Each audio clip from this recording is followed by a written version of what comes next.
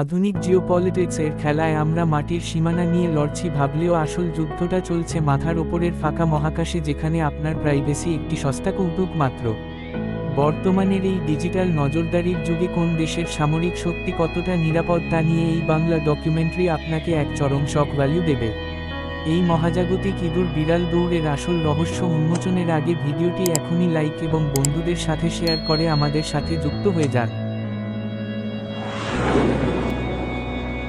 Iran, Israel বা আমেরিকার মতো দেশগুলো এখন প্রতি মুহূর্তে রাডার ট্র্যাকিং প্রযুক্তির সাহায্যে শত্রু স্যাটেলাইটের ওভারপাস টাইম নিখুঁতভাবে হিসাব করছে।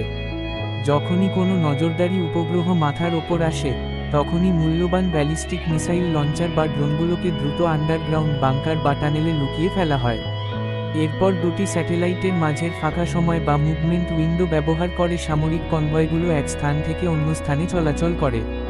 কিন্তু শত্রুর আকাশসীমায় না ঢুকে দূর থেকে যুদ্ধবিমান বা ড্রোন দিয়ে করা স্ট্যান্ড অফ অ্যাটাক এবং বাংকার বাস্টার বোমার আঘাত থেকে এই ভূগর্ভস্থ আশ্রয়গুলো কি আসলেই আমাদের সার্বভৌমত্ব রক্ষা করতে পারবে? আমাদের দেশের সুরক্ষায় সাধারণ মানুষের আবেগ আর বীরত্ব যতটাই থাকুক না কেন, প্রযুক্তির এই অসম লড়াইয়ে টিকে থাকতে হলে শুধু পাহাড়ি ভূগোল নয়, প্রয়োজন নিখুঁত কৌশল এবং স্যাচুরেশন অ্যাটাকের মতো পাল্টা প্রতিরোধ ব্যবস্থা।